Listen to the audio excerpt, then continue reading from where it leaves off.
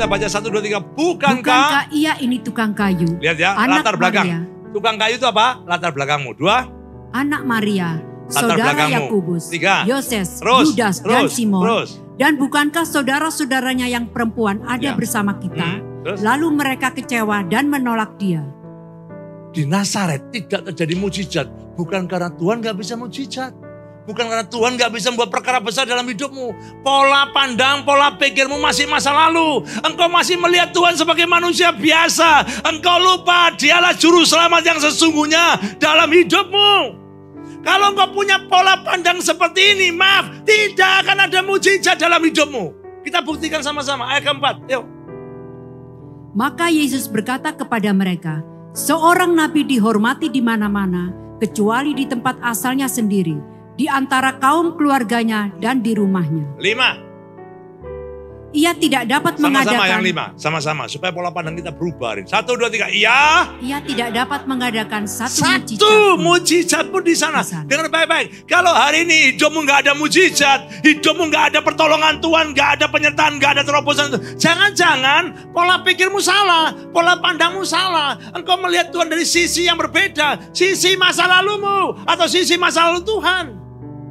Engkau lupa. Allah yang kita punya itu up to date. Dia Allah yang berevolusi terus. Dia Allah yang hidup, bukan Allah yang mati. Dia bisa bekerja dengan segala situasi kondisimu. Tapi kalau kau punya cara pandang seperti ini, berarti kau sedang membatasi Tuhan bekerja dalam hidupmu. Ada orang berkata, Pak, Tuhan bisa nolong Pak secara keluarga. Tapi kalau bisnis Tuhan tidak ngerti Pak. Siapa bilang? Belum ada satu businessman yang bisa diadu sama Tuhan sampai hari ini. Katakan siapa yang paling sukses hari ini? Engkau bilang paling sukses satu orang namanya Salomo. Gak bisa sesukses Tuhan Yesus. Salomo untuk membangun bait Allah yang katakan sampai ribuan T. Ya, Tuhan Yesus buat mujizat 1 menit. Apa yang ada padamu? Tuhan, aku cuma punya 5 roti, 2 ikan, bawa sini. Tuhan angkat ke atas, jadi 5.000 orang makan. Betul gak?